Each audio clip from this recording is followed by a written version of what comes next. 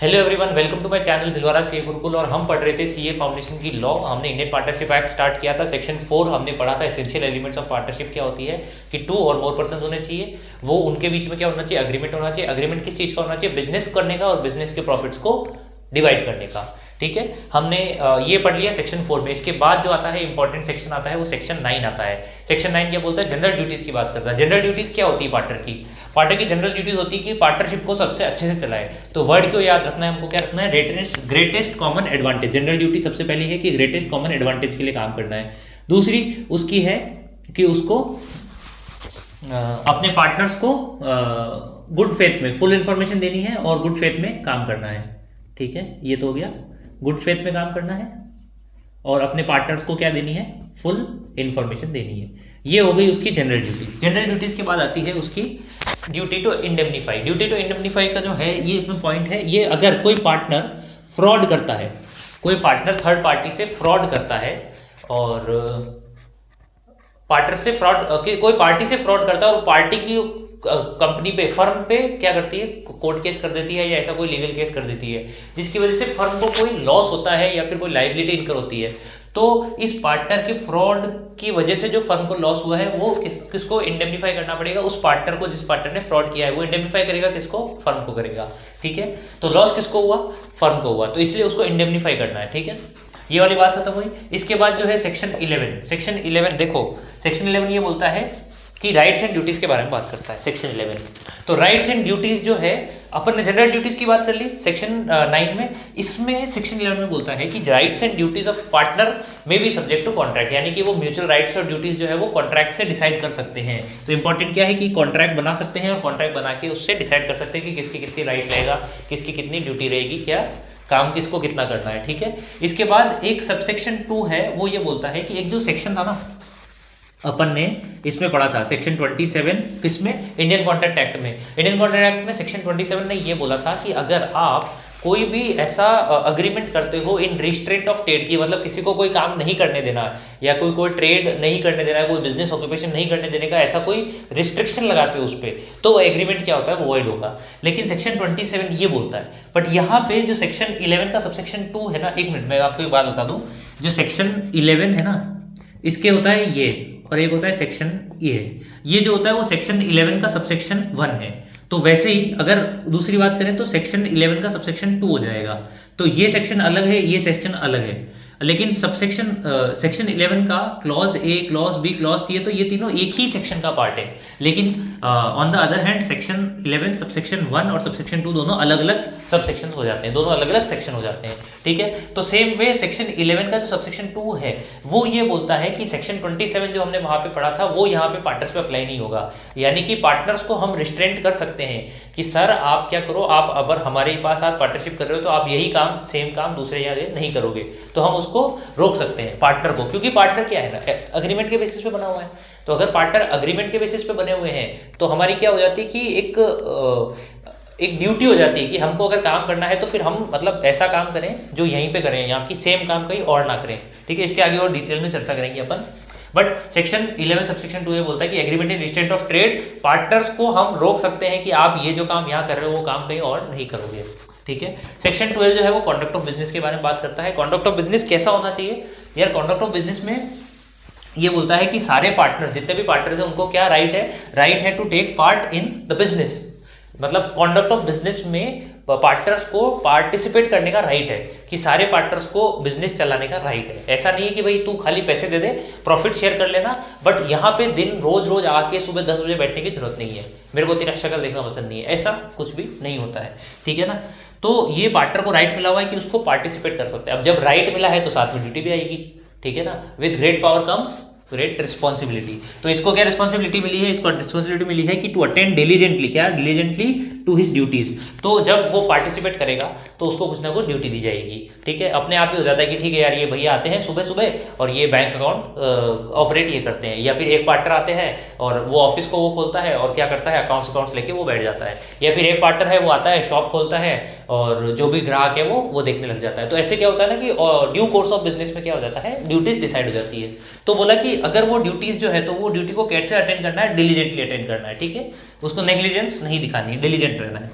तीसरा जो क्लॉज है, सब क्लॉज सी, वो ये क्लॉज सी है, वो ये बोलता है कि डिफरेंसेस अगर कोई आते हैं ऑर्डिनरी कोर्स ऑफ बिजनेस में, नॉर्मल डिफरेंसेस आते हैं तो उसको क्या करना है, ऑर्डिनरी मैटर्स पे कोई डिफरेंसेस है तो उसको मेजॉरिटी से क्या करना है, उसको डिसाइड कर लेना है। लेकिन मेजोरिटी से जो डिसाइड कर रहे हैं, जैसे मान लो 10 में से 9 पार्टनर हैं तो मेजोरिटी हो गई, लेकिन जो एक पार्टनर है उसको क्या राइट मिला हुआ है, उसको राइट मिला हुआ है कि right to express his opinion. ठीक है, आप उसकी बात मत मानना, लेकिन उसकी बात सुननी पड़ेगी। ठीक है, एक तो ये बात हो गई।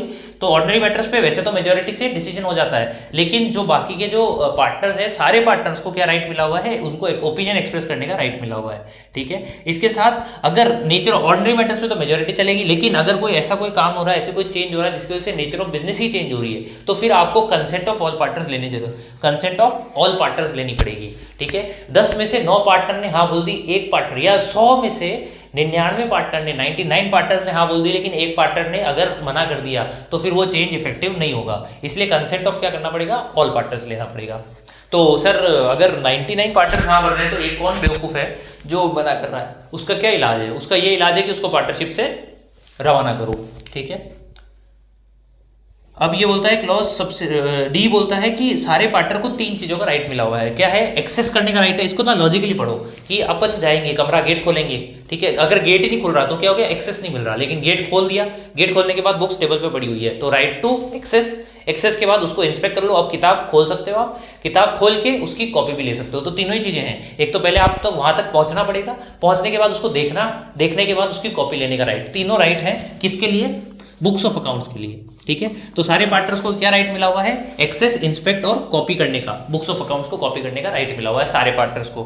ठीक है, इसके साथ साथ क्या है, अगर डेट हो जाती है, क्लॉज ई ये बोलता है कि अगर कोई पार्टनर को राइट है बुक्स ऑफ अकाउंट इंस्पेक्ट करने का, एक्सेस करने का, कॉपी करने का, लेकिन अगर उसकी डेथ हो जाती है तो उस इवेंट में उसके जो लीगल हियर्स हैं या लीगल रिप्रेजेंटेटिव्स हैं उनको भी सेम राइट मिलेगा जो पार्टनर को डेथ था, क्योंकि डेथ हो गई ना यार। अब डेथ हो गई तो आदमी क्या करेगा, उसका बेटा आएगा, बोलेगा ना पापा का हिसाब देखना चाहेगा ना कि मेरे पापा की पार्टनरशिप में क्या था, गुडविल में क्या रेशियो था, क्या कितने एसेट इन्वेस्ट कर रखे थे, तो वो सारी चीजें उनके लीगल हेयर्स या लीगल रिप्रेजेंटेटिव्स को एग्जैक्टली सेम राइट्स मिल जाएंगे। ठीक है, यहाँ तक की बात रोकते हैं, एक बार मैं इस बोर्ड को साफ करता हूँ, फिर आगे सेक्शन 13 पढ़ते हैं। ठीक है, सेक्शन 9 क्या है? जनरल ड्यूटीज की बात करता है कि हमको ग्रेटेस्ट कॉमन एडवांटेज के लिए काम करना है, गुड फेथ में काम करना है और फुल इन्फॉर्मेशन देनी है पार्टनर्स को। ड्यूटी टू इंडेमनीफाई फ्रॉड, कोई पार्टनर फ्रॉड करता है जिसकी वजह से फर्म को लॉस होता है तो पार्टनर को इंडेमनीफाई करना पड़ेगा फर्म को। ठीक है, सेक्शन 11 बोलता है कि कॉन्ट्रैक्ट से राइट्स और ड्यूटी डिफाइन करी जा सकती है। और सेक्शन 27 जो इंडियन कॉन्ट्रैक्ट एक्ट का पार्ट है वो यहाँ पे एप्लीकेबल नहीं है कि agreement in restrict of trade, यहाँ पे पार्टनर्स को अपन रिस्ट्रिक्ट कर सकते हैं। इसके अलावा सेक्शन 12 कंडक्ट ऑफ बिजनेस, सारे पार्टनर्स को राइट है पार्टिसिपेट करने का, और पार्टिसिपेट करेंगे तो ड्यूटीज मिलेगी, ड्यूटीज को कैसे परफॉर्म करनी पड़ेगी, डिलीजेंटली। उसके अलावा डिफरेंसेस अगर होते हैं तो ओपिनियन लेना होगा, सबका ओपिनियन लेना पड़ेगा, लेकिन मेजोरिटी से काम होगा। ठीक है, लेकिन change in nature of business हो रहा है तो फिर क्या करना पड़ेगा, कंसेंट ऑफ ऑल पार्टनर्स लेनी पड़ेगी। ठीक है, बुक्स ऑफ अकाउंट्स के लिए कुछ बातें हैं कि सारे पार्टनर को राइट मिलेगा एक्सेस का, इंस्पेक्ट का, कॉपी का, बुक्स ऑफ अकाउंट्स का, और डेथ हो जाती है किसी पार्टनर का तो उसके लीगल हेयर से रिप्रेजेंटेटिव को सारा राइट मिलेगा बुक्स ऑफ अकाउंट्स को कॉपी, इंस्पेक्ट और एक्सेस करने का। ठीक है, यहाँ तक की बात को रोकते हैं अपन, एक बार मैं इसको मिटा देता हूँ।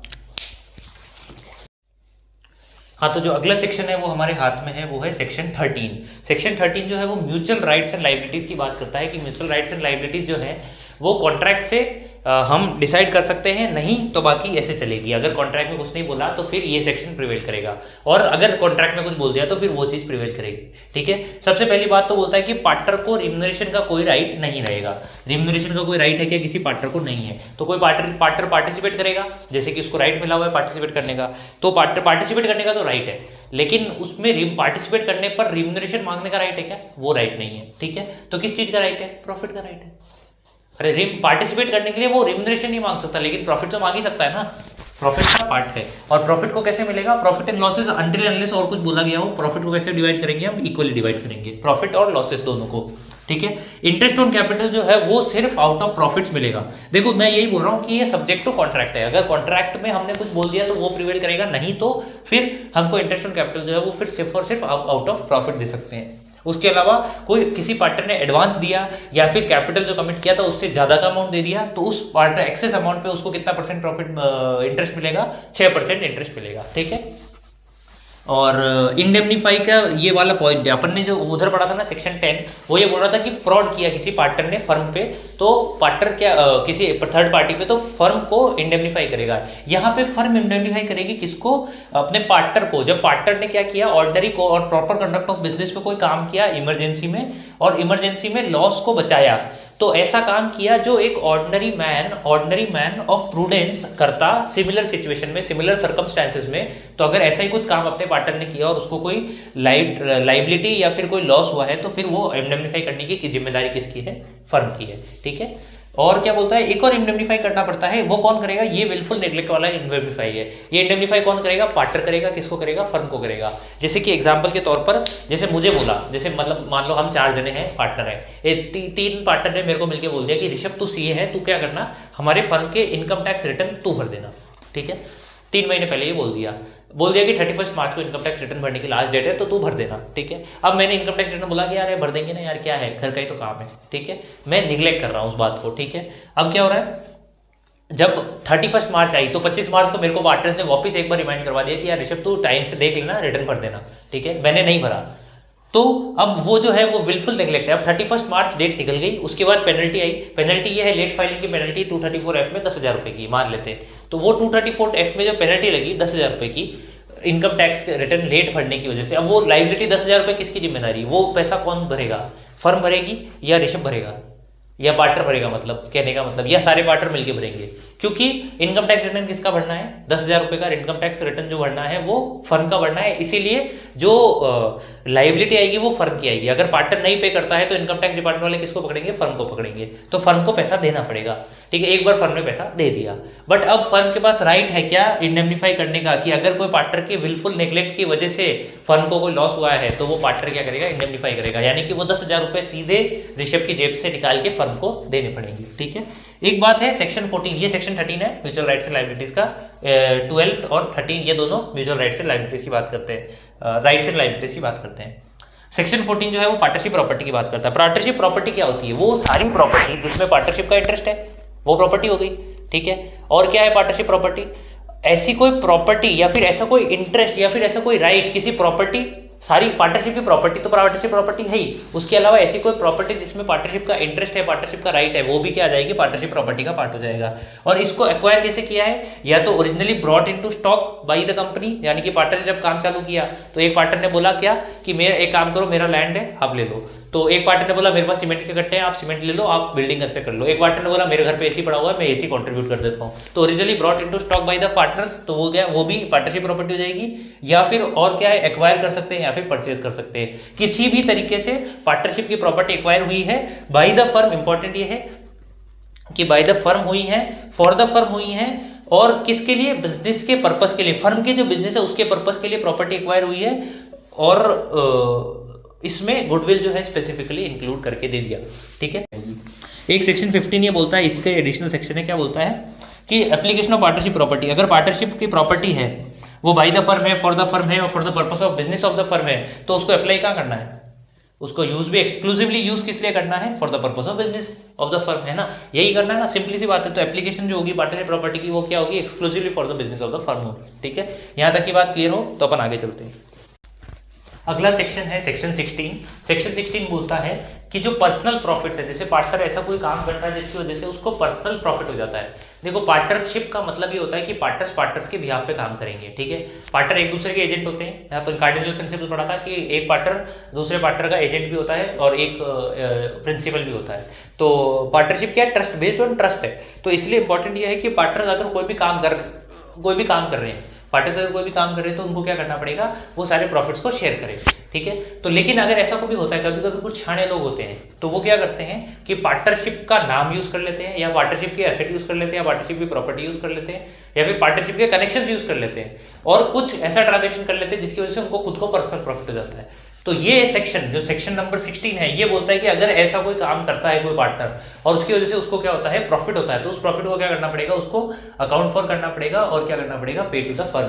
तो उस पार्टनर को क्या करना पड़ेगा? अगर कोई भी पर्सन प्रॉफिट होता है तो he has to account for का मतलब कि फर्म को बताओ कि मेरे को प्रॉफिट हुआ है, और एंड पे टू द फर्म। बताने से काम नहीं चलेगा, पैसा देना भी पड़ेगा।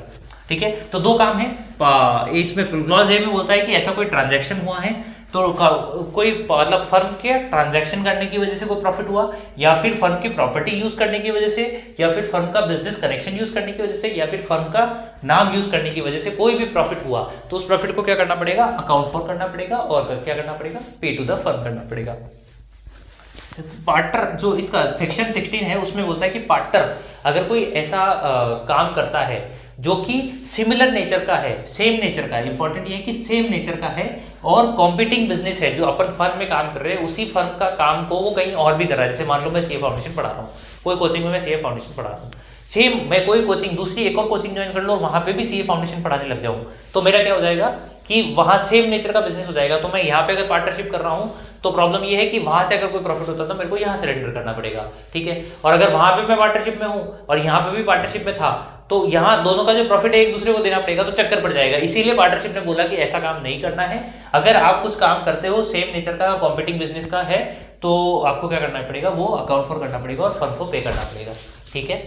लेकिन इसमें इंपॉर्टेंट ये कि कॉन्फ्लिक्ट ऑफ इंटरेस्ट नहीं होना चाहिए। जैसे मान लो अगर मैं एक जगह सीए फाउंडेशन की लॉ पढ़ा रहा हूँ, एक जगह मैं सीए फाउंडेशन की इकोनॉमिक्स पढ़ा रहा हूँ, ठीक है, तो अब मेरे को कॉन्फ्लिक्ट ऑफ इंटरेस्ट है क्या? कोई बच्चा आएगा बोलेगा सर हमको आपसे पढ़ना है, मैं बोलूंगा क्या पढ़ना है सर, इकोनॉमिक्स पढ़ना है तो मैं उसको वहां ले जाऊंगा, सर लॉ पढ़ना है तो मैं उसको यहाँ ले आऊंगा, ठीक है। तो दोनों में फर्क है। तो कॉन्फ्लिक्ट ऑफ इंटरेस्ट जब तक नहीं है तब तक वो काम किया जा सकता है। अगर कॉन्फ्लिक्ट ऑफ इंटरेस्ट होने लग जाएगा तो फिर क्या करना पड़ेगा, आपको कोई एक काम को छोड़ना पड़ेगा। और अगर आपको ऐसा काम करते हो जिसकी वजह से आपको प्रॉफिट होता है, कॉम्पिटिंग नेचर का बिजनेस से ऐसा कुछ काम करते हो, तो आपको क्या करना पड़ेगा, सरेंडर करना पड़ेगा प्रॉफिट, यानी कि अकाउंट फॉर करना पड़ेगा और पे टू द फर्म करना पड़ेगा, ठीक है। इसके बाद सेक्शन 17 है, ये बिल्कुल एक नवराई सेक्शन है। ये क्या बोलता है कि राइट्स एंड ड्यूटीज जो होता है आफ्टर चेंज इन फर्म, तो इसमें ये बोल रहा है कि जैसे कॉन्स्टिट्यूशन होता है, तो फर्म के कॉन्स्टिट्यूशन में कोई चेंज आता है तो उसके चेंज होने के बाद राइट्स और ड्यूटीज क्या रहेगी पार्टनर्स की, तो बोलता है कि पार्टनर्स की duties and rights will remain same as far as they may B.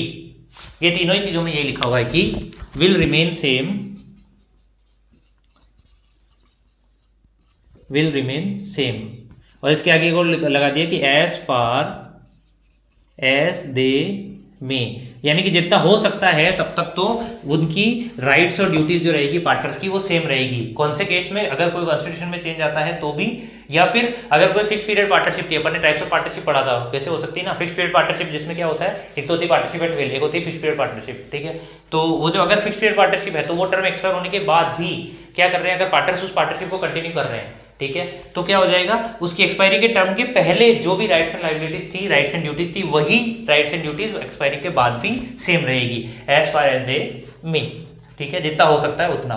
और अगर कोई एडिशनल अंडरटेकिंग करते हैं, जैसे मान लो मैंने और मान लो कोई अमिताभ बच्चन ने, मैंने और आलिया भट्ट ने, हमने दोनों ने मिलकर क्या किया, सीए फाउंडेशन की कोचिंग ओपन करी, ठीक है।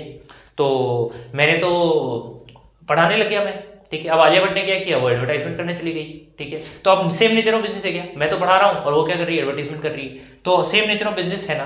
तो अगर मान लो वो कोई और काम लेती जो सिमिलर नेचर का होता, एडिशनल अंडरटेकिंग लेती, एडिशनल एडवेंचर करती जो सिमिलर नेचर का है, तो हमारी राइट्स और ड्यूटीज जो रहती वो क्या हो जाती, सेम हो जाती, will remain same as far as they may. लेकिन अगर कोई एडिशनल अंडरटेकिंग करते हैं और वो सेम नेचर की नहीं है तो फिर हमारी राइट्स एंड लायबिलिटी सेम नहीं रहेगी। जैसे मान लो कि मैं सीए फाउंडेशन पढ़ा रहा हूँ मेरे एक पार्टनर के साथ, अगर उस पार्टनर ने कोई गलत काम चालू कर दिया तो क्या मेरी राइट्स और लायबिलिटी सेम रहेगी क्या, राइट्स एंड ड्यूटी सेम रहेगी क्या, नहीं। सिमिलर नेचर का बिजनेस होगा, सेम नेचर का बिजनेस होगा, अंडरटेकिंग सेम होगी तो ही हमारी rights and liabilities additional undertaking में सेम रहेगी, राइट्स एंड ड्यूटीज, ठीक है। यहाँ तक की बात क्लियर है। सेक्शन 18, सेक्शन 19 और ये अलग ही है, ये बिल्कुल अलग ही कहानी चालू हो जाती है यहाँ से सेक्शन 22, तीन सेक्शन एक साथ पढ़ने पड़ेंगे, 18, 19 और 22। तो बेसिक आपको मैं अभी दे देता हूँ, फिर बाकी का डिटेल में कल पढ़ेंगे।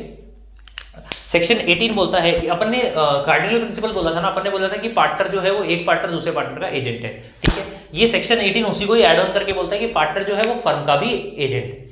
अब पार्टनर जब फर्म का एजेंट है ना, ये छोटी सी लाइन है कि partner to be firm of agent of the firm, ठीक है। In ordinary course of business अगर कोई काम करता है तो वो क्या हो जाएगा, एजेंट हो जाएगा। अब प्रॉब्लम ये है कि अगर फर्म किसी पार्टनर को फर्म का एजेंट बना देते हैं तो दिक्कत क्या आएगी, दिक्कत ये आएगी कि अब वो कोई भी काम करेगा फर्म पे बिहाम पे तो वो फर्म को क्या हो जाएगा, बाइंड करेगा। तो यही सेक्शन 19 का सेक्शन सबसेक्शन 1 ये बोलता है कि अगर हम कोई पार्टनर को एजेंट बोलते हैं, जो कि ये सेक्शन क्या बोल रहा है, 18 बोल रहा है, ठीक है, कि वो पार्टनर एजेंट होता है। अगर एजेंट होता है तो इंपॉर्टेंट ये है कि अगर वो एक्ट कोई करता है, वो पार्टनर ऐसा कोई एक्ट करता है तो वो क्या हो जाएगा, फर्म पे बाइंडिंग हो जाएगा। लेकिन सारे काम वो करेगा, जैसे मान लो कि वो पार्टनरशिप डिसॉल्व करके आ जाएगा क्या, नहीं, लेकिन मान लो उसको बोला कि क्रेडिटर को पेमेंट देके आना है या फिर कोई नया माल खरीद के लाना है, तो वो खरीद के ला सकता है, ठीक है, क्योंकि वो फर्म का एजेंट है। तो अगर वो कोई माल खरीद के ले आया तो फर्म की जिम्मेदारी बनती है कि अब वो क्रेडिटर को पेमेंट करे, ठीक है। सेम चीज है, तो पार्टनर ने अगर कोई काम किया है, ऐसा एक्ट किया है, ऑर्डिनरी कोर्स ऑफ बिजनेस में किया है, प्रॉपर कंडक्ट में किया है, तो फिर वो फर्म पे बाइंडिंग हो जाएगा।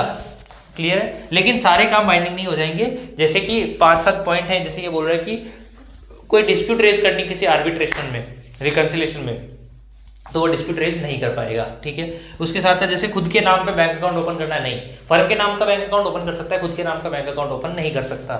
और क्या है, कॉम्प्रोमाइज रिलिंक्विश, ऐसे कोई राइट्स और कोई फर्म के राइट्स हो गए या कोई कोर्ट केस चल रहा है तो उसके राइट्स को कॉम्प्रोमाइज नहीं कर सकता, रिलिंक्विश नहीं कर सकता। कॉम्प्रोमाइज यानी कि कम करना, और रिलिंक्विश यानी कि वेव ऑफ करना, खत्म ही कर देना, तो वो सारे काम वो नहीं कर सकता। जैसे कि कोई अगर कोई सूट है, कोई कोर्ट केस चल रहा है, तो कोर्ट केस को वो क्या नहीं कर सकता, विड्रॉ नहीं कर सकता। ऐसे ही 5-7 काम और हैं, जैसे पार्टनरशिप की प्रॉपर्टी को सेल नहीं कर सकता, ट्रांसफर नहीं कर सकता, यूज नहीं कर सकता, वो सारी चीजें हैं, डिटेल में हम पढ़ेंगे।